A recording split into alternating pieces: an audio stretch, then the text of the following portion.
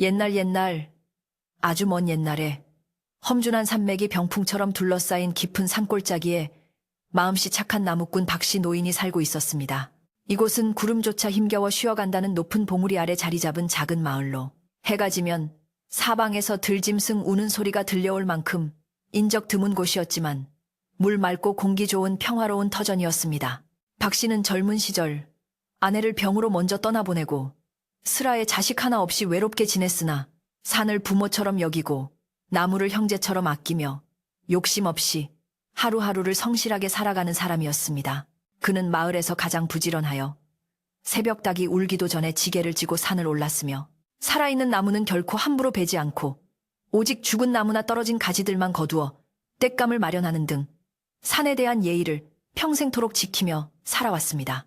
박씨가 사는 집은 마을 어귀에서도 한참을 더 올라가야 나오는 외딴 오두막이었는데 비록 흙벽이 갈라지고 지붕에는 이끼가 끼어 허름해 보였지만 그의 성품만큼이나 마당은 언제나 정갈하게 쓸려 있었습니다. 마당 한쪽에는 그가 산에서 주워 온기하게 생긴 돌들이 옹기종기 모여 있었고 처마 밑에는 가을에 수확한 옥수수와 시래기가 줄지어 매달려 있어 가난하지만 따뜻한 살림살이를 엿볼 수 있었습니다.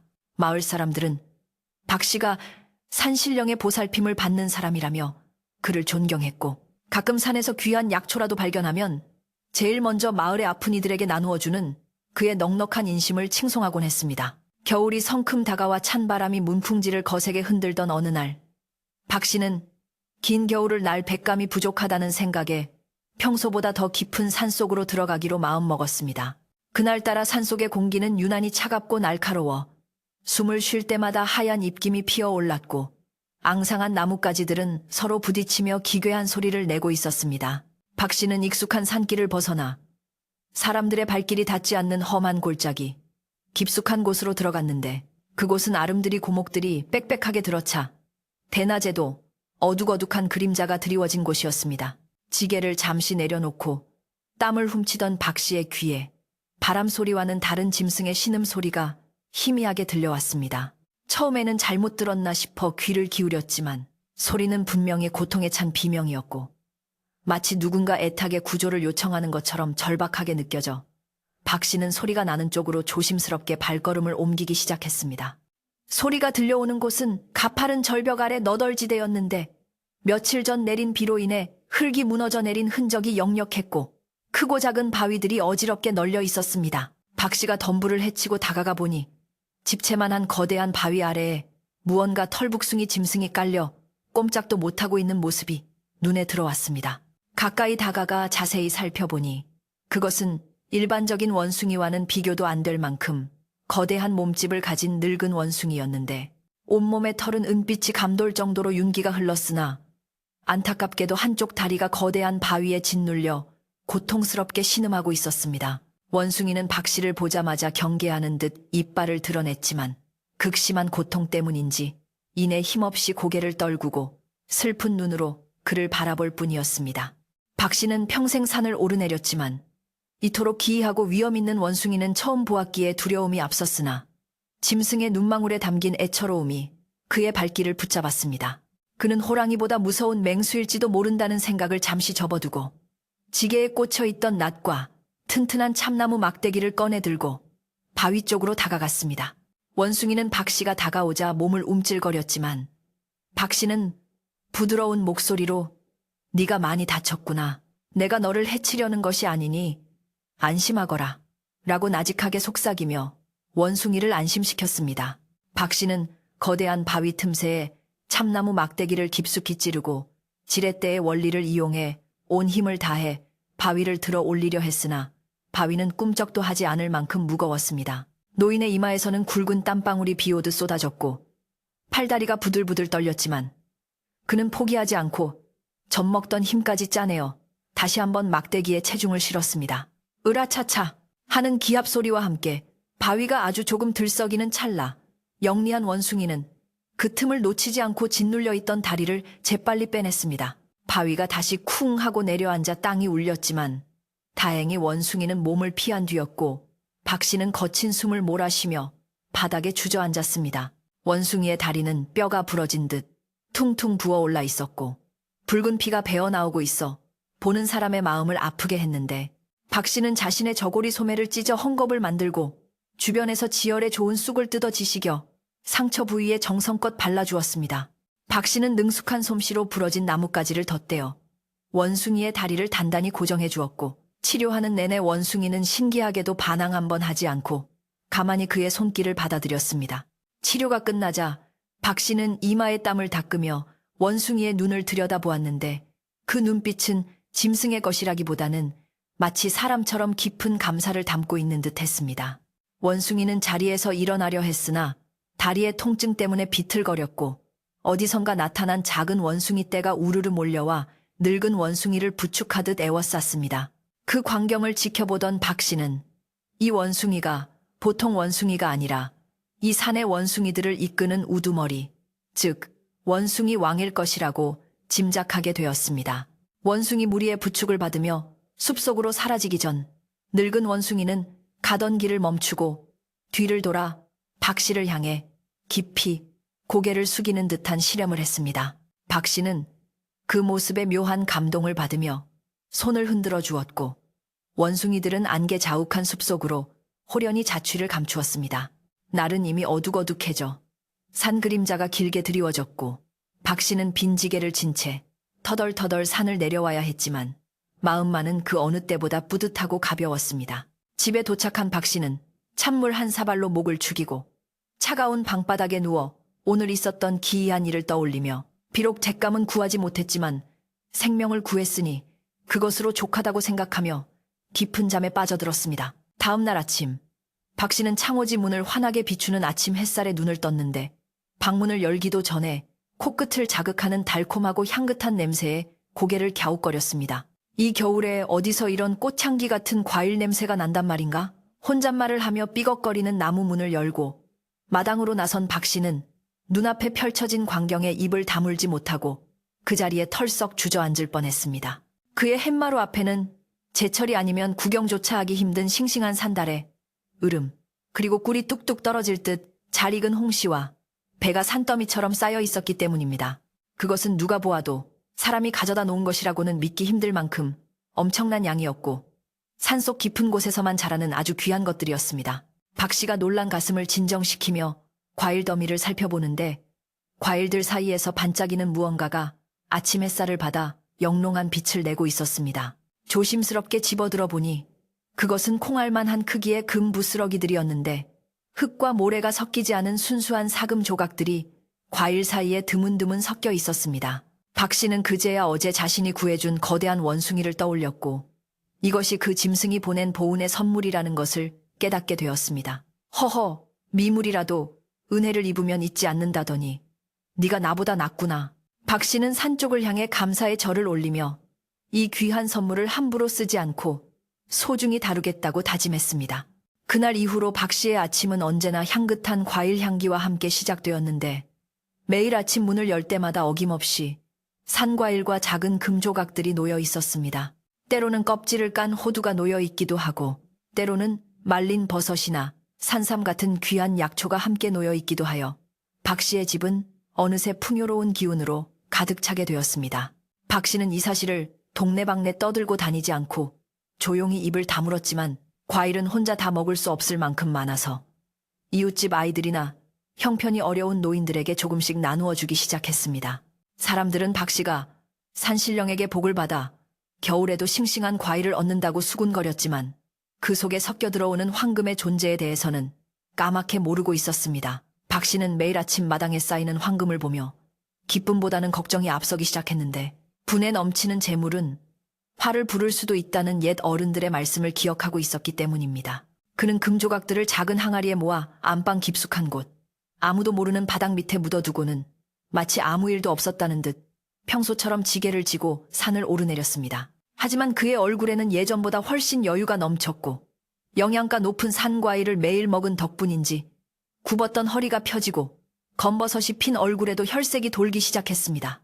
마을 사람들은 박 씨가 회춘이라도 한 것 같다며 부러워했지만 박 씨는 그저 허허 웃으며 산 공기가 좋아서 그렇지요 라고 둘러댈 뿐이었습니다. 어느 날 밤 박 씨는 잠결에 마당에서 부스럭거리는 소리를 듣고 문구멍으로 밖을 내다보았는데 달빛 아래 수십 마리의 원숭이들이 조용히 과일을 나르고 있는 모습을 목격하게 되었습니다. 그들은 마치 군사훈련을 받은 병사들처럼 일사불란하게 움직였고 맨 뒤에는 지난번 박 씨가 구해준 그 거대한 원숭이 왕이 아직은 약간 불편한 다리를 이끌고 지휘를 하고 있었습니다. 박 씨는 원숭이 왕과 눈이 마주친 것 같은 기분이 들어 숨을 죽였는데 원숭이 왕은 박 씨의 방문 쪽을 향해 가볍게 목례를 하고는 무리를 이끌고 다시 어둠 속으로 사라졌습니다. 그 모습을 본 박 씨는 가슴 한 구석이 찡해지며 짐승과 인간 사이에 맺어진 이 신비로운 인연을 끝까지 지켜야겠다고 다시 한번 굳게 마음먹었습니다. 그러나 세상에 영원한 비밀은 없다는 말처럼 박 씨의 집에 드나드는 기이한 행운은 꼬리가 길어지면서 서서히 마을 밖으로 새어나갈 조짐을 보이고 있었습니다. 마을 장터에 나갔던 한 이웃이 박 씨네 집에서는 한겨울에도 꿀맛 같은 과일이 쏟아져 나온다더라는 말을 흘렸고 이 소문은 바람을 타고 마을 건너편에 사는 욕심쟁이 최 씨의 귀에까지 들어가고 말았습니다. 최 씨는 남의 잘 되는 꼴을 죽기보다 싫어하고 돈 냄새를 맡는 데에는 귀신 같은 재주가 있는 사람이었기에 박 씨의 변화를 예사롭지 않게 여기기 시작했습니다. 박 씨는 다가올 어두운 그림자를 알지 못한 채 오늘도 항아리에 쌓여가는 금조각을 보며 언젠가 이 재물로 마을의 무너진 다리를 고치고 가난한 이웃들을 도울 행복한 상상을 하고 있었습니다. 박 씨의 오두막은 겉보기에는 여전히 초라하고 낡은 모습이었지만 그 안에는 산짐승의 보은과 노인의 선한 마음이 빚어낸 따뜻한 기적이 매일 밤 쌓여가고 있었습니다. 겨울바람은 점점 매서워졌지만 박 씨는 춥지 않았고 원숭이들이 가져다주는 과일 덕분에 식량 걱정도 없이 그 어느 해보다 평온한 겨울을 보내고 있었습니다. 그는 매일 밤 잠들기 전 산 쪽을 향해 감사의 기도를 올리며 원숭이 왕의 다리가 하루빨리 완쾌되기를 빌었고 그 기도는 밤하늘의 별이 되어 산속 깊은 곳까지 닿는 듯 했습니다. 이렇게 평화롭기만 하던 어느 날 마을 어귀의 낯선 발자국 소리와 함께 탐욕스러운 시선이 박 씨의 집을 향해 다가오고 있었으니 이것은 앞으로 닥칠 큰 소동의 시작을 알리는 불길한 징조였습니다. 마을 사람들은 박 씨가 단순히 운이 좋은 노인이라고 생각했지만 사실 그가 받은 것은 운이 아니라 생명을 소중히 여기는 마음에 대한 산의 응답이었던 것입니다. 하지만 재물이 있는 곳에는 언제나 시기와 질투가 독버섯처럼 피어나는 법이라 박 씨의 평화로운 일상에도 균열이 생길 준비를 하고 있었습니다. 박 씨는 여느 때와 다름없이 이른 아침 마당을 쓸고 있었지만 대문 너머에서 들려오는 까마귀의 울음소리가 오늘따라 유난히 거칠고 불길하게 느껴져 빗자루를 쥔 손에 힘이 들어갔습니다. 과연 박 씨는 원숭이들과의 아름다운 비밀을 지키고 다가오는 탐욕의 손길로부터 자신의 소박한 행복을 지켜낼 수 있을지 산골 마을의 바람은 비밀을 품은 채 조용히 흐르고 있었습니다. 겨울의 깊이가 더해질수록 산골 마을에는 흰눈이 소복하게 쌓여 세상의 모든 소리를 삼켜버린 듯 고요했지만 박 씨의 오두막 안은 그 어느 때보다 따뜻한 온기로 가득 차 있었습니다. 원숭이들이 가져다주는 선물은 처음에는 산과일과 열매 위주였으나 시간이 지날수록 그 종류와 가치가 놀랍게 변해가고 있어 박 씨를 당황하게 만들었습니다. 어느 날 아침에는 사람의 발길이 닿지 않는 절벽 틈에서만 자란다는 100년 묵은 산삼이 놓여 있더니 또 다른 날에는 밤하늘의 별빛을 머금은 듯 영롱하게 빛나는 엄지손가락만한 금덩이들이 헝겊에 쌓여 마당 한가운데 놓여 있기도 했습니다. 박 씨는 이것이 단순한 동물의 보은을 넘어선 산신령이 자신의 진심을 시험하는 것이 아닐까 하는 두려움마저 들기 시작해 밤잠을 설치는 날이 많아졌습니다. 박 씨는 매일 아침 늘어나는 금덩이와 귀한 약초들을 보며 기쁨보다는 가슴 한구석을 짓누르는 무거운 책임감을 느꼈는데 이 엄청난 재물을 어떻게 간수해야 할지 몰라 전전긍긍했습니다. 그는 방바닥에 구들장을 조심스럽게 드러내고 그 아래 깊은 곳에 작은 항아리를 묻은 뒤 매일 아침 수거한 금조각들을 그곳에 차곡차곡 모아두는 것으로 겨우 마음의 안정을 찾으려 애썼습니다. 행여나 누가 볼까봐 창호지 문에 구멍이라도 뚫려 있지 않은지 수시로 확인하고 낮에는 아무 일도 없었다는 듯 평소처럼 낡은 옷을 입고 지게를 지고 나갔지만 그의 눈빛에는 예전에는 없던 불안과 경계심이 서려 있었습니다. 그는 이 비밀이 영원히 지켜질 수 없음을 직감적으로 느끼고 있었지만 자신을 믿고 따르는 원숭이들을 위해서라도 끝까지 입을 다물어야 한다고 스스로 다짐하고 또 다짐했습니다. 원숭이들이 가져다 준 산삼과 귀한 약초를 다려 먹은 덕분인지 박 씨의 몸은 하루가 다르게 건강해져 70 노인이라고는 믿기지 않을 만큼 기력이 넘쳐났습니다. 굽었던 허리가 꼿꼿하게 펴지고 하얗게 셌던 머리카락 밑동에서 검은 머리가 다시 돋아나기 시작하니 마을 사람들 사이에서는 박 씨가 산에서 불로초라도 캐먹은 게 아니냐는 소문이 돌기 시작했습니다. 박 노인이 요즘 얼굴에 기름기가 흐르고 힘이 장사라네. 새벽마다 산 쪽을 향해 절을 하더니 산신령이 감동해서 젊음을 되돌려 주었나 봐. 우물가에 모인 아낙네들과 사랑방에 모인 노인들은 박 씨의 변화를 두고 쑥덕거렸지만 그 누구도 그 변화의 진짜 이유가 매일 밤 찾아오는 원숭이들과 방바닥 아래 묻힌 황금 때문이라는 사실은 꿈에도 알지 못했습니다. 하지만 마을에는 남의 행복을 자신의 불행처럼 여기고 남의 불행을 자신의 행복처럼 여기는 심술부자 최 씨가 살고 있었는데 그는 박 씨에 대한 소문을 듣고 귀가 번쩍 뜨였습니다. 최 씨는 마을에서 가장 많은 논밭을 가지고 있었고 고래등 같은 기와집에 살면서도 가난한 소작농들에게 쌀 한 톨 베푸는 법이 없는 구두쇠 중에 구두쇠로 악명이 높았습니다. 그는 평소 가난하고 힘없는 박 씨를 무시하며 마주쳐도 인사조차 받지 않았으나 최근 박 씨의 혈색이 좋아지고 집 굴뚝에서 밥 짓는 연기가 끊이지 않는다는 이야기를 듣자 의심의 싹을 틔우기 시작했습니다. 저 늙은이가 갑자기 어디서 돈이 났을까? 혹시 산에서 금맥이라도 발견한 건 아닐까? 최 씨의 머릿속은 온통 박 씨의 뒤를 캐내어 한몫 챙기려는 탐욕스러운 생각으로 가득 차게 되었습니다. 최 씨는 그날부터 박 씨의 집 주변을 맴돌며 염탐을 시작했는데 마치 먹잇감을 노리는 살갗이처럼 몸을 낮추고 덤불 뒤에 숨어 박 씨의 일거수일투족을 감시했습니다. 그는 박 씨가 아침 일찍 일어나 마당을 쓸 때 무언가를 주워 품속에 황급히 감추는 모습을 먼발치에서 목격하기도 했고 한겨울임에도 불구하고 박 씨네 마당에서 싱그러운 과일 향기가 바람을 타고 날아오는 것을 맡기도 했습니다. 분명해.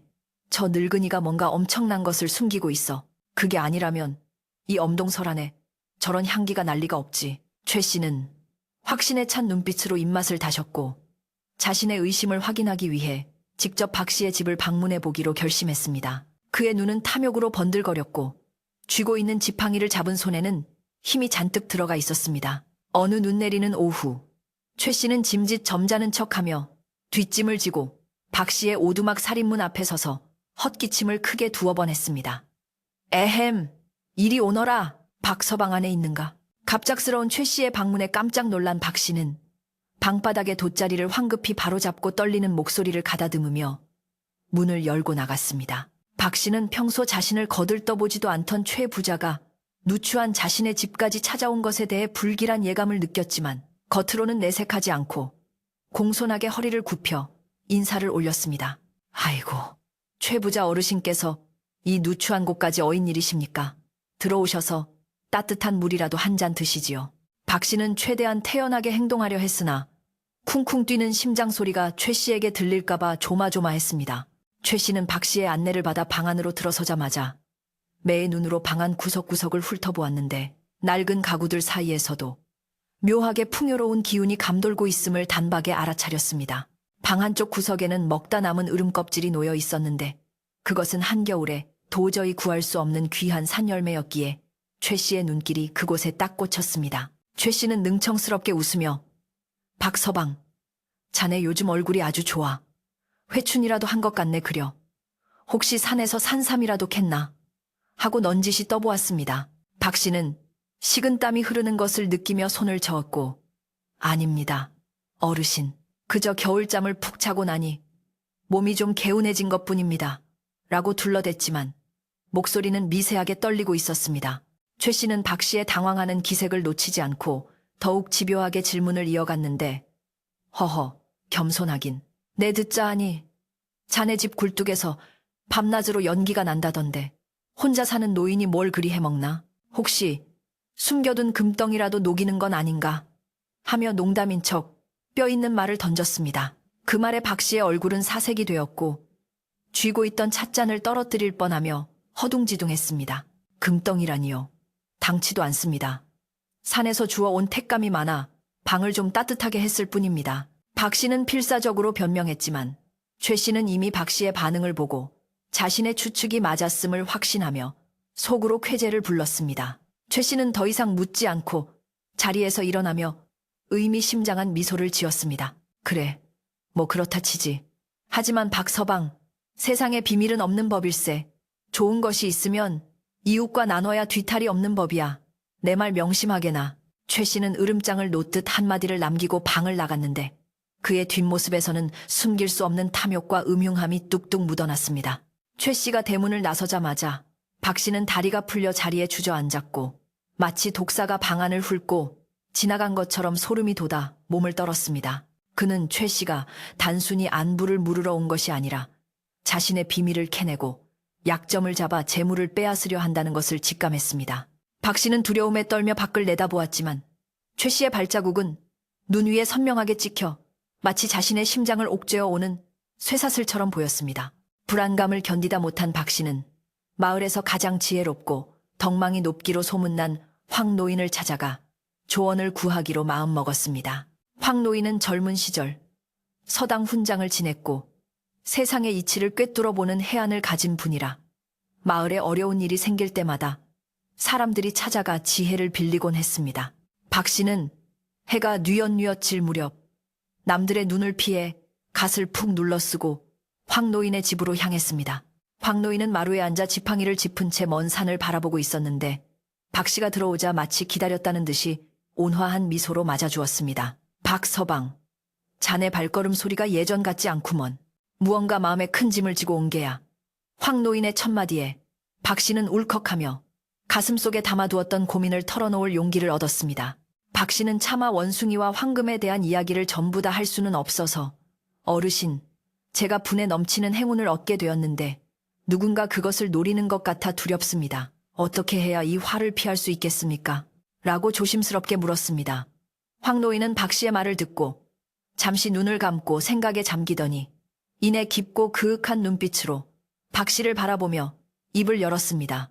박서방, 달이 차면 기우는 법이고 그릇에 물이 가득 차면 넘치기 마련일세. 큰 행운 뒤에는 반드시 큰 시기심이 따르는 법이니 자네가 가진 것을 너무 꼭 쥐려고만 하지 말게.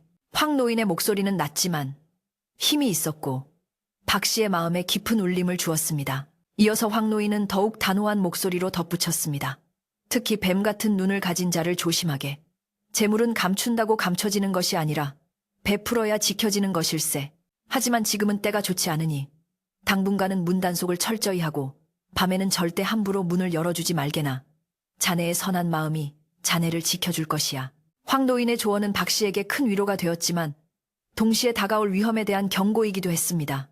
박 씨는 황 노인에게 깊이 고개를 숙여 감사를 표하고 무거우면서도 한결 가벼워진 마음으로 집으로 돌아왔습니다. 돌아오는 길에 매서운 칼바람이 불어와 옷깃을 여미게 했지만 황 노인의 말씀이 등불처럼 마음을 비추고 있어 두려움을 조금은 덜어낼 수 있었습니다. 박 씨가 집에 도착했을 때는 이미 사방이 캄캄한 밤이 되어 있었고 산짐승들의 울음소리가 숲속에서 울려 퍼지고 있었습니다. 그는 서둘러 대문을 걸어 잠그고 문틈을 꼼꼼히 막았지만 최 씨가 남기고 간 말과 황 노인의 경고가 머릿속에서 떠나지 않아 쉽사리 잠을 청할 수 없었습니다. 방 안에 호롱불을 끄고 어둠 속에 앉아 있는데 문 밖에서 사각거리는 소리가 들려왔습니다. 평소 같으면 원숭이들이 왔나 보다 하고 반갑게 맞이했을 테지만 오늘따라 그 소리가 원숭이의 발소리인지 아니면 탐욕스러운 누군가의 발소리인지 구분할 수 없어 숨을 죽이고 귀를 기울였습니다. 박 씨는 벽에 걸린 낫을 만지작거리며 긴장된 자세로 앉아 있었고 방 안의 공기는 팽팽하게 당겨진 활시위처럼 긴장감으로 가득 찼습니다.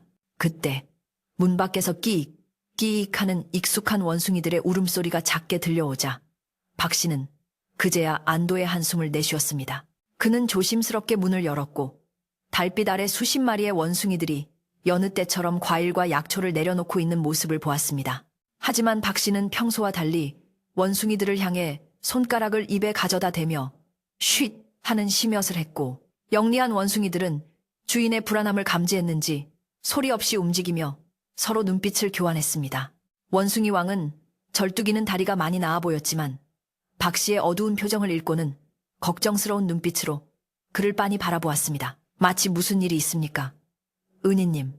하고 묻는 것 같았습니다. 박 씨는 원숭이 왕에게 다가가 작은 목소리로 속삭였습니다. 이제 오지 말거라. 위험하다. 나쁜 사람들이 너희를 해칠지도 모른다. 박 씨의 목소리에는 간절함이 배어 있었지만 원숭이 왕은 고개를 가로저으며 물러서지 않겠다는 뜻을 분명히 했습니다.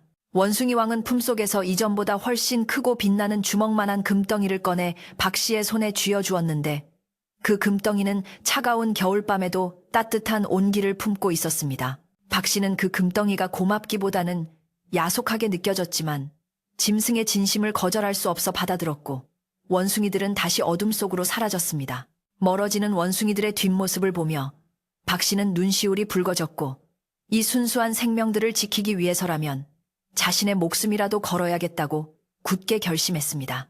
다음 날 아침, 마을은 간밤에 내린 폭설로 인해 온통 하얗게 변해 있었고 사람들의 왕래조차 끊겨 고요하기 그지없었습니다. 하지만 그 고요함 속에서도 최 씨의 집에서는 음흉한 계획이 은밀하게 진행되고 있었습니다.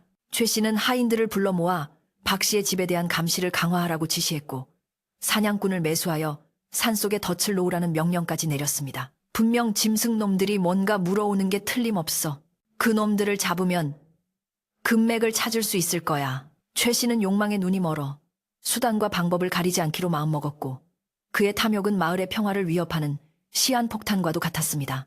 눈 덮인 산골 마을의 평화로운 풍경 아래에는 팽팽한 긴장감이 흐르고 있었고 다가올 폭풍 전야의 고요함만이 감돌고 있었습니다. 박 씨는 이런 사실을 모른 채 원숭이들이 안전하기만을 기도하며 하루를 보냈지만 집 주변에서 낯선 발자국들이 점점 늘어나고 있음을 발견하고 공포에 떨었습니다. 발자국들은 집 울타리를 빙 둘러싸고 있었고 개중에는 사람이 일부러 숨어서 지켜본 흔적들이 역력했습니다. 박 씨는 이제 집안에서도 마음 편히 쉴 수 없는 처지가 되었고 문 밖에서 들리는 작은 바람 소리에도 쏘스라치게 놀라곤 했습니다. 그는 구들장 밑에 항아리를 꺼내 다른 곳으로 옮겨야 할지 고민했지만 혹시라도 옮기는 도중에 들킬까봐 이러지도 저러지도 못하는 진퇴양난의 상황에 빠져 있었습니다. 박 씨의 얼굴은 다시 수척해지기 시작했고 눈 밑에는 짙은 그늘이 드리워졌습니다. 그러던 어느 날 최 씨가 다시 박 씨를 찾아왔는데 이번에는 혼자가 아니었습니다. 건장한 장정 2명을 대동하고 나타난 최 씨는 더 이상 친절한 척 연기하지 않았습니다. 그는 대문을 발로 걷어차다시피 열고 들어와 마당에 서서 큰 소리로 박 씨를 불러냈습니다. 박서방, 내 좋은 제안을 하나 하러 왔네. 자네가 가진 그 비밀을 나에게 넘긴다면 내 평생 먹고 살 돈을 주지. 최 씨의 본색이 드러나는 순간이었습니다. 박 씨는 두려움에 떨며 방 밖으로 나왔지만 그의 등 뒤에는 산신령과 약속한 신이가 버티고 있었기에 물러서지 않고 최 씨를 똑바로 쳐다보았습니다. 과연 박 씨는 이 위기를 어떻게 극복할 수 있을까요? 마을의 어두운 그림자는 점점 더 짙어져만 갔고 박 씨의 운명은 풍전등화와 같이 위태로워졌습니다. 최 씨가 건장한 하인들을 대동하고 으름장을 놓고 돌아간 뒤 박 씨의 오두막에는 전례 없는 무거운 정막만이 감돌았습니다. 그가 떠난 자리는 마치 독사가 첼리를 틀고 앉았던 자리처럼 서늘한 기운이 남아 있었고 박 씨는 마당에 서서 한참 동안 멍하니 대문을 바라보아야만 했습니다. 뼈가 시리도록 차가운 겨울바람이 불어와 앙상한 나뭇가지들을 흔들었지만 박 씨는 추위조차 느끼지 못할 만큼 깊은 절망과 두려움에 사로잡혀 있었습니다. 그는 자신이 그토록 소중히 여기던 산신령의 선물이 이제는 자신의 목숨을 위협하는 흉기가 되어 돌아왔음을 뼈저리게 실감하며 떨리는 손으로 가슴을 움켜쥐고 깊은 한숨을 내쉬었습니다. 박 씨는 방으로 들어와 윗목에 놓인 물그릇에 비친 자신의 얼굴을 들여다보았는데 며칠 사이 10년은 더 늙어버린 듯한 초췌한 노인의 모습이 그곳에 있었습니다. 박 씨는 더 이상 집에만 웅크리고 있을 수 없다는 생각에 무거운 몸을 일으켜 옷을 단단히 챙겨 입고 밖으로 나섰습니다. 그는 최 씨가 단순히 말로만 위협한 것이 아님을 확인하고 싶었고 혹시나 산짐승들에게 해가 갈 만한 짓을 저지르지는 않았는지 걱정이 앞섰기 때문입니다. 마을 어귀를 벗어나 산길로 접어든 박 씨는 평소 다니던 길이 아닌 사람들이 잘 다니지 않는 험한 길을 택해 조심스럽게 발걸음을 옮겼습니다. 눈이 무릎까지 쌓여 걷기조차 힘든 길이었지만 박 씨는 지팡이에 의지해 거친 숨을 몰아쉬며 산 중턱까지 올라갔고 그곳에서 기어이 보고야 말았습니다. 아름드리 참나무 밑동 근처에 교묘하게 숨겨진 무시무시한 쇠창살 덫이 눈 속에 파묻혀 있었고 그 주변에는 짐승을 유인하기 위한 미끼까지 놓여 있었습니다. 그 덫을 본 순간 박 씨의 가슴은 철렁 내려앉았고 머리끝까지 분노가 치밀어 올라 손이 부들부들 떨렸습니다. 이것은 단순히 산토끼나 노루를 잡기 위한 덫이 아니라 덩치 큰 짐승을 잡아서 꼼짝 못하게 만들려는 잔인한 사냥 도구임이 분명했습니다. 최 씨는 박 씨가 입을 열지 않자 직접 산짐승들을 잡아 족쳐서라도 황금의 출처를 알아내려는 끔찍한 계획을 실행에 옮긴 것이었습니다. 박 씨는 눈물을 머금고 주변에 돌을 주워 덫을 내리쳐 망가뜨리기 시작했는데 깡하는 쇠에 부딪히는 소리가 고요한 산속에 울려 퍼질 때마다 그의 가슴도 찢어지는 듯 아팠습니다. 그는 덫을 모두 망가뜨려 벼랑 아래로 던져버린 후에야 거친 숨을 고르며 바닥에 주저앉았고 산을 향해 미안하다, 정말 미안하다 라고 흐느끼며 용서를 빌었습니다. 산에서 내려온 박 씨는 마을의 분위기가 심상치 않게 돌아가고 있음을 피부로 느낄 수 있었는데 지나가는 사람들이 그를 보고 수군거리는 눈빛이 예전과는 확연히 달랐기 때문입니다. 우물가에서 빨래를 하던 아낙네들은 박 씨가 나타나자 하던 말을 멈추고 힐끔거리며 눈치를 보았고 아이들은 그가 무서운 사람이라도 되는 양 슬금슬금 피하기 바빴습니다. 알고 보니 최 씨가 하인들을 시켜 마을 곳곳에 박노인이 도깨비에게 홀려 영혼을 팔았다. 밤마다 산속에서 이상한 구판을 벌여 금을 만들어낸다는 터무니없는 헛소문을 퍼뜨린 것이었습니다.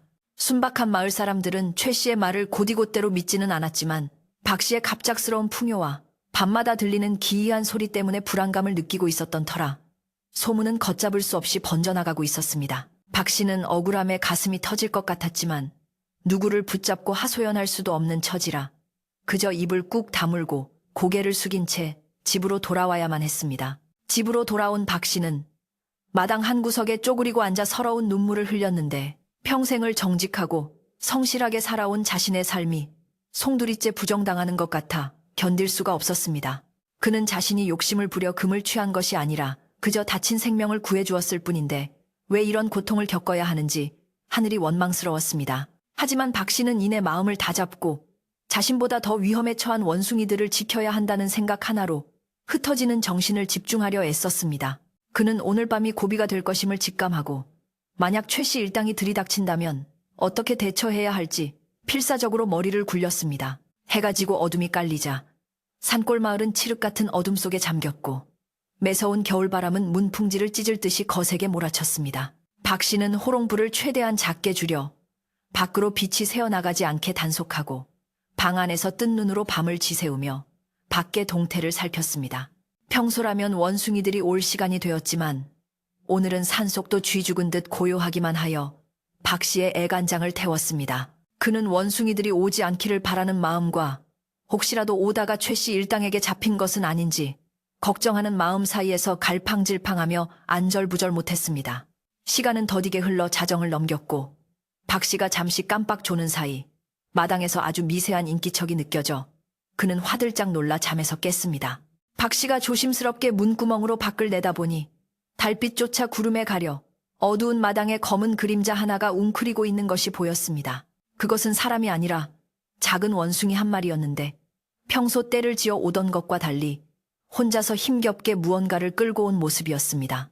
박 씨는 황급히 문을 열고 나가 원숭이를 맞이했는데 자세히 보니 그 원숭이는 다리에 상처를 입어 피를 흘리고 있었고 겁에 질린 눈으로 떨고 있었습니다. 박 씨는 가슴이 미어지는 듯한 아픔을 느끼며 원숭이를 안아들고 방으로 들어와 상처를 살펴보았는데 다행히 뼈는 다치지 않았으나 날카로운 가시에 긁힌 듯한 깊은 상처가 나 있었습니다. 아마도 산 곳곳에 설치된 덫이나 장애물을 피해 오느라 무리에서 떨어져 혼자 힘겹게 온 모양이었습니다. 박 씨는 서둘러 상비약으로 원숭이의 상처를 치료해주고 따뜻한 아랫목에 눕혀주었는데 원숭이는 품속에서 작은 주머니 하나를 꺼내 박 씨에게 내밀었습니다. 주머니를 열어보니 그 안에는 여느 때와 같은 황금 조각이 아니라 산속 깊은 곳에서만 나는 희귀한 붉은 열매 몇 알이 들어있었습니다. 그것은 금보다 더 귀한 약재로 쓰이는 열매였지만 박 씨의 눈에는 그저 짐승의 붉은 마음으로만 보였습니다. 원숭이는 박 씨의 손을 잡고 슬픈 눈으로 쳐다보며 끽끽거렸는데 마치 왕과 친구들이 위험해서 못 왔어요. 저만 겨우 왔어요. 라고 말하는 것 같아 박 씨는 왈칵 눈물을 쏟고 말았습니다. 박 씨는 원숭이를 꼭 껴안으며 고맙다. 그리고 미안하다. 이제 다시는 오지 말거라. 라고 목이 메어 속삭였습니다. 그 시각 박 씨의 집 담장 너머 어둠 속에서는 최 씨와 그의 하인들이 숨을 죽인 채 이 모든 광경을 지켜보고 있었습니다. 최 씨는 밤낮으로 박 씨의 집을 감시하던 중이었고 마침내 원숭이가 집 안으로 들어가는 것을 두 눈으로 똑똑히 목격하게 된 것입니다. 그럼 그렇지. 내 짐작이 맞았어. 저 늙은이가 원숭이 놈들을 부려서 산속의 보물을 훔쳐내고 있었던 게야. 최 씨는 흥분에 겨워 입에 거품을 물듯 속삭였고 그의 눈은 탐욕으로 번들거렸습니다. 그는 당장이라도 쳐들어가고 싶었지만 원숭이 한 마리 잡는 것으로는 성에 차지 않았기에 더 큰 계획을 세우기 위해 꾹 참았습니다. 그는 원숭이가 돌아갈 때 뒤를 밟아 원숭이 떼의 은신처와 금맥을 통째로 찾아내려는 흉계를 꾸미고 있었습니다. 방 안에서 원숭이를 돌보던 박 씨는 문득 등줄기가 서늘해지는 것을 느끼고 본능적으로 밖을 내다보았는데 담장 너머 수풀이 부자연스럽게 흔들리는 것을 포착했습니다. 바람 때문이라고 하기에는 움직임이 너무나 인위적이었고 어둠 속에서 번뜩이는 누군가의 시선이 느껴져 소름이 끼쳤습니다. 박 씨는 직감적으로 최 씨 일당이 자신을 지켜보고 있음을 깨달았고 지금 원숭이를 돌려보냈다가는 놈들의 미행을 당해 산속의 원숭이 무리 전체가 위험에 빠질 수 있다는 것을 알았습니다. 그는 결단을 내려야만 했고 떨고 있는 원숭이를 안심시키며 오늘 밤은 여기서 자고 가거라. 밖은 너무 위험하단다. 라고 말하며 이불을 덮어주었습니다. 박 씨는 이불 속에 숨겨두었던 항아리를 꺼내들고 비장한 표정으로 앉았습니다. 이 항아리 속의 금이 모든 화근의 시작이었고 이것 때문에 자신뿐만 아니라 죄 없는 짐승들까지 위험에 처하게 된 것이 원망스러웠습니다. 그는 당장이라도 이 금들을 마당에 뿌려버리거나 최 씨에게 던져주고 싶었지만 그랬다가는 최 씨의 탐욕을 더욱 부채질하여 더 끔찍한 결과를 초래할 것임을 잘 알고 있었습니다. 박 씨는 항아리를 다시 바닥 깊숙이 묻는 대신 부엌 아궁이 옆 잿더미 속에 숨기기로 마음먹었습니다. 등잔 밑이 어둡다는 말처럼 최 씨가 들이닥쳐 방바닥을 뒤질 때 부엌까지는 미처 생각하지 못하게 하려는 박 씨 나름의 기지였습니다. 새벽이 다가오면서 눈보라는 더욱 거세져 세상이 온통 하얗게 뒤덮이고 있었고 바람 소리는 마치 귀신이 우는 소리처럼 흉흉하게 들려왔습니다. 최 씨는 밖에서 추위에 떨며 기다리다가 원숭이가 나오지 않자 초조해지기 시작했고 인내심이 바닥을 드러내고 있었습니다. 저 늙은이가 눈치를 챈 건가? 아니면 원숭이를 숨겨두고 혼자 금을 독차지하려는 수작인가? 최 씨는 하인들에게 눈짓을 보내며 집을 완전히 포위하라고 지시했고 사냥개까지 동원하여 만약의 사태에 대비했습니다. 이제 더 이상 몰래 지켜보는 단계는 지났고 힘으로 밀고 들어가 모든 것을 빼앗겠다는 노골적인 의도를 드러내기 시작한 것입니다. 박 씨는 방 안에서 원숭이를 품에 안은 채 뜬 눈으로 밤을 지새우며 다가오는 최후의 순간을 준비하고 있었습니다. 그는 벽에 걸려있던 낡은 낫을 내려 옆에 두고 만약 놈들이 원숭이를 해치려 한다면 목숨을 걸고 막아내겠다는 결의를 다졌습니다. 그의 심장은 쿵쿵 뛰었지만 마음 한구석은 오히려 차분하게 가라앉았는데 그것은 지켜야 할 대상이 확실해졌을 때 생기는 용기 같은 것이었습니다. 박 씨는 마음속으로 산신령님께 빌었습니다. 제발 이 불쌍한 짐승만이라도 무사히 산으로 돌아갈 수 있게 도와주십시오. 제 목숨은 거두어 가셔도 좋습니다. 그의 간절한 기도는 천장에 닿아 메아리 쳤지만 밖에서는 거친 발소리가 점점 더 가까워지고 있었습니다. 그때 갑자기 콱! 콱! 콱! 하는 요란한 소리와 함께 살인문이 부서질 듯 흔들렸습니다. 최 씨의 하인들이 문을 발로 차며 난동을 부리기 시작한 것이었습니다. 박노인, 안에 있는 거 다 안에. 썩 나오지 못해. 고함 소리가 정적을 깨고 울려 퍼지자 품에 안겨있던 원숭이가 깜짝 놀라 비명을 질렀습니다. 박 씨는 원숭이의 입을 부드럽게 막으며 쉿, 괜찮다. 내가 있으니 괜찮다. 라고 달랬지만 그의 손은 땀으로 흥건했습니다. 마당으로 들이닥친 발자국 소리는 수십 명은 되는 듯 요란했고 사냥개들의 짖는 소리까지 섞여 아수라장이 되었습니다. 박 씨는 떨리는 다리에 힘을 주고 일어나 방문 앞을 막아섰습니다. 최 씨는 마당 한가운데 떡하니 버티고 서서 지팡이로 방문을 가리키며 소리쳤습니다. 어서 문을 열고 그 안에 있는 짐승과 금덩이를 내놓아라. 그러면 목숨만은 살려주마. 최 씨의 목소리는 탐욕에 찌들어 갈라져 있었고 마치 악귀의 절규처럼 들렸습니다. 박 씨는 방문을 조금 열고 틈으로 그들을 내다보며 단호하게 외쳤습니다. 여기는 내 집이오. 밤중에 남의 집에 쳐들어와 이게 무슨 행패란 말이오. 당장 돌아가지 않으면 관아에 고발하겠소. 박 씨의 호통에 잠시 주춤하는 듯 했으나 최 씨는 비웃으며 관아? 하하하. 이 산골짜기에서 누가 네 말을 들어줄 것 같으냐. 얘들아, 문을 부수고 들어가라. 라고 명령을 내렸습니다. 하인들이 방문을 향해 달려들려는 찰나 박 씨는 방문을 활짝 열어젖히고 마루로 나섰습니다. 그의 손에는 낫이 들려 있었고 눈빛은 서슬퍼런 칼날처럼 빛나고 있었습니다. 누구든지 한 발짝만 더 다가오면 내 가만두지 않겠다. 평소 순하디순한 박 씨의 모습은 온데간데 없고 마치 산을 지키는 호랑이와 같은 기백이 뿜어져 나왔습니다. 그 기세에 놀란 하인들이 멈칫거리는 사이 박 씨의 등 뒤 방 안에서는 작은 원숭이가 고개를 내밀고 겁에 질린 눈으로 상황을 지켜보고 있었습니다. 최 씨는 원숭이를 보자마자 눈이 뒤집혀 저거다. 저놈을 잡아라. 저놈이 바로 금덩어리다. 라고 고래고래 소리를 질렀습니다. 상황은 일촉즉발의 위기로 치달았고 박 씨 혼자서 저 많은 장정들을 당해내기란 불가능해 보였습니다. 하인들은 다시 최 씨의 독촉에 못 이겨 몽둥이를 들고 박 씨를 향해 다가오기 시작했고 박 씨는 낫을 꽉 쥐고 뒤로 물러서지 않았습니다. 바로 그때 마을 쪽에서 웅성거리는 소리와 함께 횃불 불빛이 하나둘 보이기 시작했습니다. 요란한 소란과 개 짖는 소리에 잠이 깬 마을 사람들이 무슨 일인가 하여 하나둘씩 모여들기 시작한 것입니다. 무슨 일인가? 최 부자가 왜 저기 있어? 마을 사람들의 등장에 최 씨 일당은 잠시 당황했지만 최 씨는 오히려 잘 됐다는 듯 소리쳤습니다. 동네 사람들, 잘 오셨소. 내가 오늘 이 박 노인의 요망한 짓거리를 밝혀내려고 왔소. 최 씨는 사람들 앞에서 박 씨를 도둑이자 요물로 몰아세우며 자신의 행동을 정당화하려 들었습니다. 저 노인이 산짐승을 불러들여 요술을 부리고 마을에 재앙을 부르고 있어. 내가 그걸 막으려고 온 것이오. 마을 사람들은 최 씨의 말에 웅성거리며 박 씨를 의심스러운 눈초리로 바라보았고 박 씨는 억울함에 입술을 깨물었습니다. 하지만 박 씨는 흔들리지 않고 사람들 앞으로 나서며 또렷한 목소리로 말했습니다. 여러분, 제 말을 들어보십시오. 저는 하늘을 우러러 한 점 부끄러움이 없습니다. 이 사람은 그저 제 집에 있는 것을 빼앗으려는 도둑일 뿐입니다. 박 씨의 진실된 외침과 최 씨의 탐욕스러운 눈빛 사이에서 마을 사람들은 혼란스러워했습니다. 갈등이 최고조에 달한 순간 산 쪽에서 기이한 울음소리가 들려오기 시작했습니다. 처음에는 한두 마리의 소리였으나 이내 수백 마리의 원숭이들이 지르는 함성 소리로 바뀌어 산 전체를 뒤흔들었습니다. 마을 사람들과 최 씨, 일당, 그리고 박 씨까지 모두 놀라 산 쪽을 바라보았는데 어둠 속에서 수많은 횃불 같은 눈동자들이 번쩍이며 박 씨의 집을 향해 쏟아져 내려오고 있었습니다.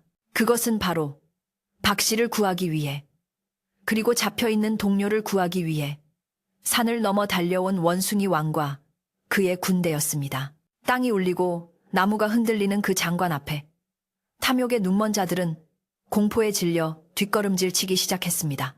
이제 진정한 심판의 시간이 다가오고 있었고 숨겨졌던 모든 진실이 밝혀지려 하고 있었습니다. 산 전체를 뒤흔드는 듯한 거대한 포효와 함께 어둠 속에서 쏟아져 나온 것은 바로 수백 마리의 원숭이 떼였습니다. 그들은 마치 산신령이 보낸 호위무사들처럼 하얀 눈밭을 새카맣게 뒤덮으며 순식간에 박 씨의 집마당을 포위했고 그 기세는 천지를 진동시킬 만큼 압도적이어서 보는 이들의 숨통을 조여왔습니다. 횃불을 들고 서 있던 마을 사람들은 난생 처음 보는 기이하고도 두려운 광경에 비명조차 지르지 못한 채 그 자리에 얼어붙었고 손에 몽둥이를 들고 설치던 최 씨의 하인들은 다리에 힘이 풀려 주저앉거나 뒷걸음질 치기에 바빴습니다. 원숭이들은 지붕 위, 담장 위, 그리고 마당의 감나무 위에까지 빼곡히 올라앉아 시뻘건 눈으로 최 씨 일당을 노려보며 날카로운 이빨을 드러내고 위협적인 소리를 질러댔습니다. 이 수많은 원숭이 무리의 맨 앞에는 지난날 박 씨가 목숨을 구해준 그 거대한 원숭이 왕이 위풍당당하게 서 있었습니다.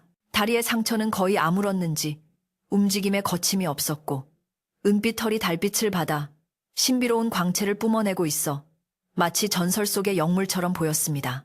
원숭이 왕은 박 씨의 앞을 가로막고 서서 최 씨를 향해 천둥 같은 고함을 내질렀는데 그 소리가 어찌나 크고 우렁찬지 최 씨가 쓰고 있던 갓이 바람에 날려갈 정도였습니다. 최 씨는 사색이 되어 입을 딱 벌린 채 아무 말도 하지 못했고 방금 전까지의 오만방자하던 태도는 온데간데 없이 사라지고 공포에 질린 비겁한 모습만이 남았습니다. 그는 자신의 눈앞에 펼쳐진 상황이 현실인지 꿈인지 분간조차 할 수 없어 눈만 껌벅거릴 뿐이었습니다. 박 씨의 방 안에 숨어있던 작은 원숭이는 밖의 상황이 안전해졌음을 감지하고 쪼르르 달려나와 원숭이 왕의 품에 안겼습니다. 왕은 작은 원숭이의 머리를 쓰다듬으며 상태를 살피더니 이내 분노에 찬 눈빛으로 다시 최 씨를 쏘아보았습니다. 그 눈빛은 단순히 짐승의 것이라기보다는 은인을 해치려 하고 자신의 동족을 다치게 한 악한 인간에 대한 준엄한 꾸짖음을 담고 있는 듯했습니다. 원숭이들은 손에 돌멩이나 딱딱한 나무 열매를 쥐고 최 씨 일당을 향해 던질 태세를 취하며 포위망을 좁혀왔고 하인들은 살려주세요. 저희는 그저 시키는 대로 했을 뿐입니다. 라고 울부짖으며 무기를 버리고 바닥에 납작 엎드렸습니다. 사납게 지저대던 최 씨의 사냥개들조차 원숭이 왕의 기세에 눌려 꼬리를 말고 구석으로 숨어버렸습니다. 이 모든 광경을 지켜보던 마을 사람들은 그제야 사태의 진실을 어렴풋이 짐작하기 시작했습니다. 박 씨가 요물을 불러들여 구판을 벌인 것이 아니라 산짐승들과 깊은 신의를 맺고 있었다는 사실이 눈앞의 광경으로 증명된 셈이었습니다. 사람들 사이에서 웅성거리는 소리가 커지자 군중 속에 섞여 있던 황 노인이 지팡이를 짚고 앞으로 걸어 나왔습니다. 황 노인은 원숭이 떼를 보고도 전혀 놀란 기색 없이 침착하게 상황을 주시하다가 떨고 있는 최 씨를 향해 일갈했습니다. 보시오, 최 부자. 짐승도 은혜를 입으면 저토록 목숨 걸고 은인을 지키려 하는데 만물의 영장이라는 사람이 어찌 욕심에 눈이 멀어 죄 없는 이웃을 해하려 한단 말이오. 황 노인의 호통은 서리발처럼 차갑고 매서워 최 씨의 폐부를 찔렀고 마을 사람들의 마음을 움직였습니다. 사람들은 최 씨가 퍼뜨린 헛소문에 속아 박 씨를 의심했던 자신들을 부끄러워하며 고개를 숙였습니다. 그때 원숭이들 중 몇 마리가 산에서 가져온 무언가를 최 씨의 발 앞에 던졌는데 그것은 다름 아닌 최 씨가 사냥꾼을 시켜 산 곳곳에 설치해 두었던 끔찍한 쇠창살 덫들이었습니다. 찌그러지고 망가진 덫들이 눈밭에 나뒹굴자 마을 사람들은 경악을 금치 못했습니다. 저것 봐. 저게 다 짐승 잡는 덫이잖아. 최 부자가 박신의 금을 뺏으려고 원숭이들을 잡으려 했던 게 사실이었어. 사람들의 비난이 빗발치기 시작하자 최 씨의 얼굴은 불그락푸르락해지며 어쩔 줄을 몰라 했습니다. 궁지에 몰린 최 씨는 발악하듯 소리쳤습니다. 이건 모함이야. 저 늙은이가 원숭이들을 시켜 나를 음해하는 거라고. 저 덫은 내 것이 아니야. 하지만 그의 변명은 너무나도 구차하고 설득력이 없었습니다. 이미 그의 하인 중 하나가 공포를 이기지 못하고 나리, 이제 그만하십시오. 저희가 산에 덫을 놓은 것을 온 동네가 다 알게 생겼습니다. 라고 자백을 해버렸기 때문입니다. 최 씨는 믿었던 하인마저 등을 돌리자 더 이상 빠져나갈 구멍이 없음을 깨닫고 절망적인 표정을 지었습니다. 원숭이 왕은 최 씨가 더 이상 허튼 수작을 부리지 못하도록 그에게 한 발짝 더 다가서며 으르렁거렸고 그 거대한 그림자가 최 씨를 완전히 덮어버릴 듯 위압적이었습니다. 박 씨는 낫을 내려놓고 원숭이 왕에게 다가가 조용히 손을 뻗어 그의 팔을 잡았습니다. 이제 되었다. 그만하거라. 더 이상 피를 볼 필요는 없다. 박 씨의 목소리는 부드러웠지만 단호했고 흥분해 있던 원숭이 왕을 진정시키는 힘이 있었습니다. 원숭이 왕은 박 씨의 눈을 바라보며 거친 숨을 골랐고 이내 공격 자세를 풀고 뒤로 한 걸음 물러섰습니다. 박 씨는 마을 사람들을 향해 돌아서서 차분하게 입을 열었습니다.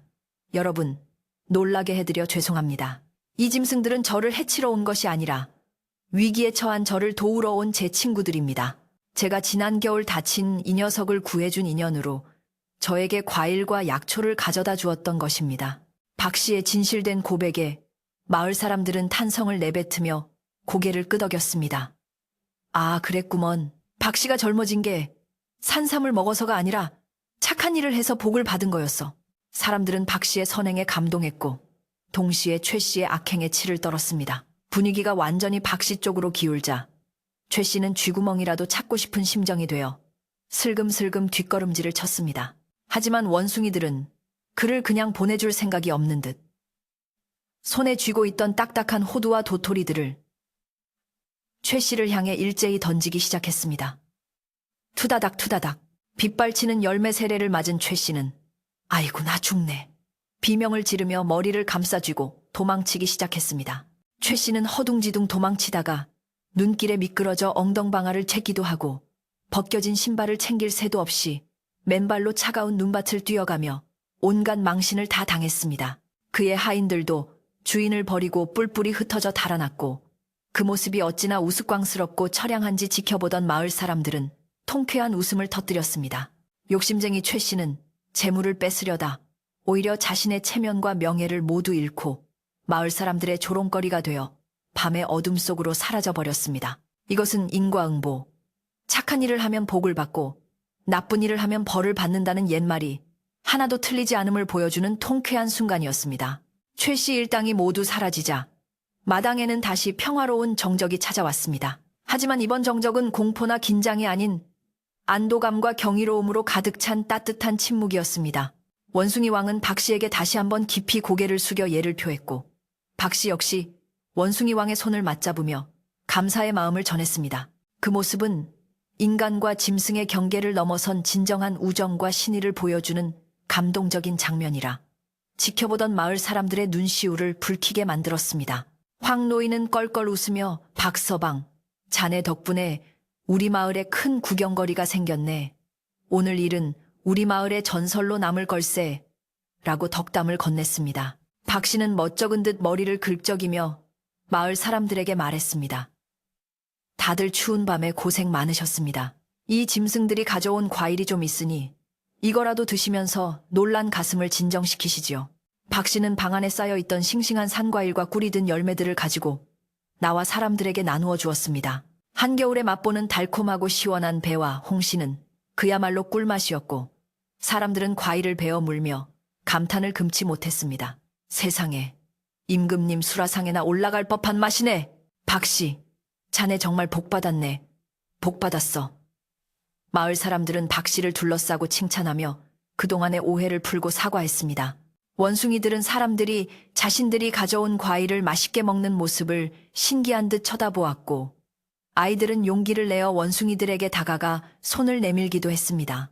처음에 경계하던 원숭이들도 박씨가 웃으며 괜찮다는 신호를 보내자 아이들의 손에 작은 열매를 쥐어주며 장난을 치기도 했습니다. 살벌했던 대치 상황은 어느새 마을 잔치와도 같은 훈훈한 분위기로 바뀌었고 차가운 겨울바람도 사람들의 웃음소리와 따뜻한 온기에 밀려 물러가는 듯 했습니다. 횃불의 불빛 아래에서 사람과 원숭이가 어우러져 있는 모습은 마치 한 폭의 그림처럼 아름답고 평화로워 보였습니다. 어느덧 새벽이 밝아오고 동쪽 하늘이 푸르스름하게 변해갈 무렵 원숭이 왕은 이제 돌아갈 시간임을 알리는 듯 짧게 울음소리를 냈습니다. 원숭이들은 하던 행동을 멈추고 일사불란하게 대열을 갖추어 산으로 돌아갈 채비를 했습니다. 박 씨는 아쉬운 마음에 대문 앞까지 배웅을 나갔고 원숭이 왕은 박 씨를 향해 마지막으로 눈인사를 건넨 뒤 무리를 이끌고 산속으로 향했습니다. 눈 덮인 산길을 따라 멀어지는 원숭이들의 뒷모습을 보며 박 씨와 마을 사람들은 손을 흔들어 주었습니다. 잘 가거라. 고맙다. 사람들의 외침이 산메아리가 되어 울려 퍼졌습니다. 원숭이들이 완전히 사라진 뒤에도 마을 사람들은 쉽게 자리를 뜨지 못하고 박 씨의 마당에 남아 이야기꽃을 피웠습니다. 그들은 최 씨의 욕심이 얼마나 어리석었는지 그리고 박 씨의 선행이 얼마나 큰 기적을 불러왔는지에 대해 침이 마르도록 이야기했습니다. 황 노인은 박 씨의 어깨를 두드리며 박서방, 자네가 진정한 이 마을의 부자일세. 마음이 부자니 재물은 저절로 따라온 것이지 라고 말했습니다. 박 씨는 부끄러워하며 어르신, 과찬이십니다. 저는 그저 할 일을 했을 뿐입니다. 라고 겸손하게 대답했습니다. 이 사건을 계기로 박 씨는 마을에서 가장 존경받는 어른이 되었고 아무도 그를 가난하고 힘없는 독거노인으로 보지 않게 되었습니다. 아침 햇살이 환하게 비치기 시작하자 밤새 내린 눈 위로 반짝이는 빛의 알갱이들이 춤을 추듯 빛나고 있었습니다. 마을 사람들은 각자의 집으로 돌아가며 박 씨에게 언제든 밥 한 끼 하러 오라고 살갑게 인사를 건넸습니다. 텅 빈 마당에 홀로 남은 박 씨는 엉망이 된 살인문을 바라보았지만 마음만은 그 어느 때보다 꽉 찬 듯 든든했습니다. 그는 빗자루를 들고 밤새 어지러워진 마당을 쓸기 시작했는데 눈 속에 파묻혀 있던 작은 금조각 하나가 빗자루 끝에 걸려 팅하고 소리를 냈습니다. 박 씨는 그 금조각을 집어들어 햇살에 비춰보며 빙그레 미소를 지었습니다. 이제 박 씨의 집은 더 이상 외딴 오두막이 아니었습니다. 그의 집은 마을 사람들의 발길이 끊이지 않는 사랑방이 될 것이고 그의 이야기는 아이들의 입을 통해 오래오래 전해질 것이었습니다. 박 씨는 부엌으로 들어가 아궁이에 불을 지폈고 타닥타닥 타오르는 장작불 소리를 들으며 긴 밤의 피로를 씻어냈습니다. 그는 솥에 쌀을 안치며 오늘 아침은 그 어느 때보다 맛있는 밥이 될 것 같다는 기분, 좋은 예감이 들었습니다. 위기는 지나갔고 악은 물러갔으며 남은 것은 사람들의 따뜻한 정과 산이 준 풍요로운 선물뿐이었습니다. 하지만 이야기는 여기서 끝이 아닙니다. 박 씨에게는 아직 해결해야 할 일이 남아 있었고 원숭이들이 주고 간 황금을 어떻게 쓸 것인지에 대한 행복한 고민이 기다리고 있었습니다. 최 씨가 도망치고 난 뒤 마을의 질서는 어떻게 잡힐지, 그리고 박 씨와 원숭이들의 인연은 앞으로 어떻게 이어질지, 진정한 평화와 행복은 이제부터 시작이었습니다. 폭풍이 지나간 자리에 더 맑은 하늘이 열리듯 박 씨의 앞날에도 눈부신 평화가 기다리고 있었습니다. 박 씨는 문득 지난밤 원숭이 왕이 떠나기 전 자신의 손에 쥐어준 무언가가 생각나 주머니를 뒤적였습니다. 그것은 놀랍게도 잣나무 껍질에 쌓인 아주 오래된 씨앗 몇 톨이었습니다. 박 씨는 그것이 무엇인지 정확히 알 수는 없었지만 원숭이들이 주는 것은 무엇이든 귀한 의미가 담겨 있다는 것을 알기에 소중히 다루기로 했습니다. 어쩌면 이 씨앗들이 박 씨의 마당에 새로운 생명을 틔우고 마을 전체를 풍요롭게 만들 또 다른 기적의 시작일지도 모른다는 기대감이 부풀어 올랐습니다. 산골 마을의 아침은 그렇게 희망과 함께 밝아오고 있었습니다. 눈부신 아침 햇살이 산등성이를 타고 넘어와 박 씨의 오두막 마당에 쌓인 하얀 눈 위로 쏟아지자 지난밤에 소란스럽고 두려웠던 기억들은 마치 봄눈 녹듯 서서히 사라져갔습니다. 마을 사람들은 늦은 아침까지 박 씨의 집 마당에 삼삼오오 모여서 부서진 살인문을 고치고 어지러워진 마당을 함께 쓸어내며 간밤에 있었던 신비한 일들을 되새기고 있었습니다.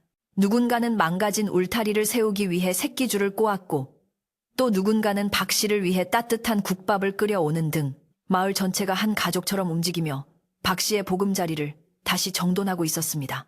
박 씨는 그 모습을 바라보며 가슴 벅찬 감동을 느꼈고 이제 더 이상 자신이 외로운 산골 노인이 아니라 따뜻한 이웃들의 사랑 속에 살고 있음을 깨닫게 되었습니다. 박 씨는 부엌 아궁이 옆 잿더미 속에 숨겨두었던 항아리를 조심스럽게 꺼내어 웬마루로 가지고 나왔는데 그 안에는 원숭이들이 그동안 가져다 준 황금 조각들이 가득 들어있어 햇살을 받아 눈부시게 반짝였습니다. 박 씨는 마을 사람들을 모두 불러 모은 뒤 떨리지만 확신에 찬 목소리로 자신의 뜻을 밝혔습니다. 여러분, 이 재물은 제 것이 아니라 산이 내려준 것이고 또한 우리 마을의 착한 마음들이 모여 지켜낸 것입니다. 그러니 이 금을 저 혼자 쓸 수는 없습니다. 박 씨의 선언에 사람들은 눈이 휘둥그레졌지만 박 씨는 아랑곳하지 않고 황 노인에게 금의 일부를 건네며 마을을 위해 써달라고 부탁했습니다. 그의 얼굴에는 아까워하는 기색이 조금도 없었고 오히려 무거운 짐을 내려놓은 듯 홀가분하고 편안한 미소가 번지고 있었습니다. 가장 먼저 시작된 일은 마을 입구에 놓인 낡고 위태로운 나무다리를 튼튼한 돌다리로 바꾸는 공사였는데 이는 비만 오면 다리가 잠겨 고립되곤 했던 마을 사람들의 오랜 수건 사업이었습니다. 박 씨가 내놓은 자금으로 석공들을 불러 모으고 마을 장정들이 힘을 보태자 개울 위에는 마차도 거뜬히 지나갈 수 있는 튼튼하고 아름다운 돌다리가 금세 모습을 드러냈습니다. 사람들은 그 다리의 이름을 박 씨의 성을 따서 박서방 다리라고 부르자고 했지만 박 씨는 손사래를 치며 원숭이 다리라고 부르는 것이 좋겠다고 겸손해했습니다. 다리가 완성되던 날 마을 사람들은 다리 위에서 덩실덩실 춤을 추며 기뻐했고 그 웃음소리는 산골짜기를 타고 멀리 멀리 퍼져나갔습니다. 겨울이 깊어가도 마을에는 춥고 배고픈 사람이 더 이상 없었는데 박 씨가 남은 재물로 솜을 두둑하게 넣은 겨울옷과 쌀을 사서 형편이 어려운 이웃들에게 골고루 나누어 주었기 때문입니다. 홀로 사는 노인들의 방에는 따뜻한 군불이 지펴졌고 아이들의 해진 옷은 새 옷으로 바뀌었으며 마을 곳곳에서는 밥 짓는 구수한 냄새가 끊이지 않았습니다. 박 씨는 자신의 창고를 채우는 대신 이웃들의 마음을 채우는 길을 택했고 그 덕분에 마을 전체가 풍요롭고 따뜻한 기운으로 가득 차게 되었습니다. 사람들은 박 씨를 만날 때마다 어르신 덕분에 올겨울은 봄날 같습니다 라고 인사를 건넸고 박 씨는 그저 허허 웃으며 다 산신령님의 덕이지요 라고 공을 돌렸습니다. 반면 욕심을 부리다 망신을 당하고 도망친 최 씨에 대한 소문은 흉흉하게 들려오다가 이내 잠잠해졌는데 들리는 말로는 그가 멀리 떨어진 읍내로 이사를 갔으나 그곳에서도 욕심을 버리지 못해 화를 입었다고 했습니다. 최 씨가 떠난 기와집은 한동안 비어 있었으나 박 씨의 제안으로 마을의 서당으로 개조되어 아이들의 글 읽는 소리가 울려 퍼지는 배움의 터전으로 탈바꿈했습니다. 탐욕이 머물던 자리에 동심과 배움이 싹트기 시작하니 마을의 기운은 더욱 맑고 밝아졌습니다. 이것은 나쁜 기운은 물러가고 좋은 기운이 들어온다는 사필귀정의 이치를 보여주는 본보기가 되어 마을 사람들은 아이들에게 착하게 살아야 한다는 교훈을 가르칠 때마다 박 씨와 최 씨의 이야기를 들려주곤 했습니다. 어느덧 매서운 추위가 물러가고 산골짜기에도 따스한 봄바람이 불어오기 시작하자 얼어붙었던 계곡물이 녹아 졸졸 흐르고 나뭇가지마다 연두색 새싹이 돋아나기 시작했습니다. 박 씨는 지난 겨울 원숭이 왕이 주고 간 잣나무 껍질 속의 씨앗들을 꺼내어 양지 바른 집 뒤편 언덕에 정성스럽게 심었습니다. 그는 매일 아침 일찍 일어나 냇가에서 맑은 물을 길어다 주고 잡초를 뽑아주며 마치 자식을 기르듯 씨앗들을 돌보았습니다. 마을 사람들도 박 씨가 심은 씨앗이 예사롭지 않은 것임을 알고 오며 가며 잘 자라라, 쑥쑥 자라라 하고 덕담을 한마디씩 보태주었습니다.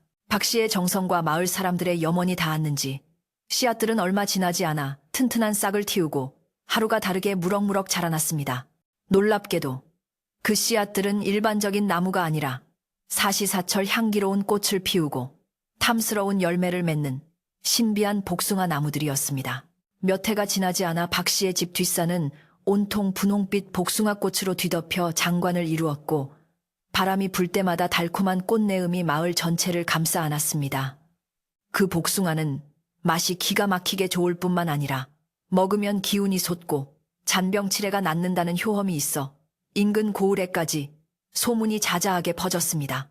박 씨는 이 귀한 복숭아를 시장에 내다 팔아 큰 돈을 벌 수도 있었지만 그러지 않고 수확철이 되면 마을 잔치를 열어 모든 사람들과 배불리 나누어 먹었습니다. 세월이 흘러 박 씨의 머리카락은 하얀 눈처럼 완전히 새었고 얼굴에는 깊은 주름이 패였지만 그의 표정은 그 어느 때보다 평온하고 인자해 보였습니다. 그는 이제 지게를 지고 산을 오르기에는 힘이 붙였지만 갯마루에 앉아 마을을 내려다보며 평화로운 풍경을 감상하는 것을 큰 낙으로 삼았습니다. 가끔은 마을 아이들이 찾아와 할아버지, 원숭이 이야기 좀 해주세요 라고 조르면 박 씨는 곶감을 하나씩 물려주고는 옛날 이야기를 들려주며 즐거운 시간을 보냈습니다. 아이들의 초롱초롱한 눈망울을 바라보며 박 씨는 자신이 산에서 얻은 것은 황금이 아니라 바로 이 아이들의 웃음과 마을의 평화였음을 다시금 깨닫곤 했습니다. 원숭이들은 예전처럼 매일 밤 찾아오지는 않았지만 인연의 끈은 여전히 이어지고 있어 박 씨를 잊지 않고 있다는 신호를 보내오곤 했습니다. 가끔 이른 아침 마당에 나가보면 산에서만 나는 귀한 버섯이나 산딸기가 예쁘게 포장되어 놓여 있기도 했고 밤이면 산등성이에서 원숭이들의 우렁찬 울음소리가 들려와 박 씨의 안부를 묻는 듯 했습니다. 그럴 때마다 박 씨는 산 쪽을 향해 손을 흔들며 나도 잘 있다, 너희들도 건강하거라 하고 소리쳐 대답해 주었습니다. 사람과 짐승이 서로의 영역을 침범하지 않으면서도 마음으로 교류하는 이 아름다운 관계는 마을의 자랑이 되었고 사람들은 산을 더욱 경외하고 보호하며 자연과 더불어 사는 법을 배우게 되었습니다. 어느 맑은 가을날 저녁, 둥근 보름달이 휘영청 떠올라온 세상을 대나처럼 환하게 비추고 있었습니다. 박 씨는 마당에 멍석을 깔고 앉아 갓 쪄낸 옥수수와 시원한 식혜를 차려놓고 달 구경을 하고 있었습니다. 산들바람이 불어와 나뭇잎을 스치는 소리가 마치 자연이 연주하는 악기 소리처럼 들려왔고 풀벌레들의 합창 소리가 밤의 정취를 더해 주었습니다. 박 씨는 찻잔을 들어 달에게 건배를 올리며 지나온 자신의 삶을 조용히 반추해 보았습니다. 가난하고 외로웠던 젊은 날부터 원숭이를 만나고 위기를 겪었던 그 겨울, 그리고 평화로운 노년에 이르기까지 모든 순간이 주마등처럼 스쳐 지나갔습니다. 허허, 인생이란 참으로 알 수 없는 것이야. 베풀면 돌아오고 비우면 채워지는 것을. 박 씨는 혼잣말을 중얼거리며 입가에 잔잔한 미소를 머금었습니다. 그는 욕심을 버림으로써 더 큰 것을 얻었고 혼자만의 안위를 포기함으로써 모두의 행복을 지킬 수 있었습니다. 그의 곁에는 비록 혈육은 없었지만 그를 아버지처럼 따르는 마을 사람들과 친구처럼 지켜주는 산짐승들이 있었기에 그는 결코 외롭지 않았습니다. 달빛은 박 씨의 은발을 부드럽게 어루만졌고 그의 그림자는 길게 늘어져 마당의 흙과 하나가 되었습니다. 밤이 깊어지자 마을의 불빛들이 하나둘 꺼지고 집집마다 평온한 잠기운이 스며들기 시작했습니다. 박 씨도 자리를 정리하고 방으로 들어와 따뜻한 아랫목에 이부자리를 폈습니다. 창호지 문 너머로 은은하게 비치는 달빛이 방 안을 아늑하게 채웠고 멀리서 들려오는 부엉이 소리가 자장가처럼 들려왔습니다. 박 씨는 베개에 머리를 누이며 편안하게 눈을 감았습니다. 그의 몸은 따뜻한 온기에 녹아들었고 마음은 깃털처럼 가벼워져 스르르 잠의 세계로 빠져들 준비를 했습니다. 꿈속에서 박 씨는 다시 젊은 시절로 돌아가 건강한 두 다리로 산을 누비고 있었습니다. 그곳에는 다친 곳 없이 건강한 원숭이 왕과 귀여운 아기 원숭이들이 그를 반갑게 맞이해 주었고 그들은 함께 어울려 산열매를 따먹으며 즐겁게 뛰어놀았습니다. 숲속에는 향기로운 꽃내음이 가득했고 따스한 햇살이 그들의 어깨를 감싸주었습니다. 현실의 걱정과 근심은 모두 사라지고 오직 순수한 기쁨과 평화만이 존재하는 그곳에서 박 씨는 영원히 깨고 싶지 않은 행복한 꿈을 꾸고 있었습니다. 박 씨의 오두막 지붕 위로 별들이 총총히 내려앉아 그의 단잠을 지켜주고 있었고 마을 앞을 흐르는 개울물 소리는 밤새도록 정겹게 속삭였습니다. 바람은 잠든 마을을 부드럽게 쓰다듬으며 지나갔고 나뭇잎들은 서로 몸을 비비며 잘 자요, 잘 자요 하고 속삭이는 듯 했습니다. 욕심 없는 마음이 불러온 기적은 이제 전설이 되어 마을 곳곳에 스며들었고 사람들은 그 이야기 속에서 안식을 찾으며 평화로운 밤을 보내고 있었습니다. 이제 세상의 모든 소란이 잠들고 고요함만이 남은 시간. 박 씨 할아버지도 마을 사람들도 그리고 산속의 원숭이들도 모두 깊은 잠에 빠져들었습니다. 착한 사람에게는 복이 오고 진심은 반드시 통한다는 따뜻한 믿음이 이불처럼 우리를 덮어주는 밤입니다. 오늘 밤 당신의 꿈속에도 박 씨 할아버지의 향기로운 복숭아 향기가 전해지기를 바라며 달빛 가득한 산골 마을의 이야기는 여기서 끝을 맺습니다. 편안하고 행복한 꿈 꾸시기를 바랍니다.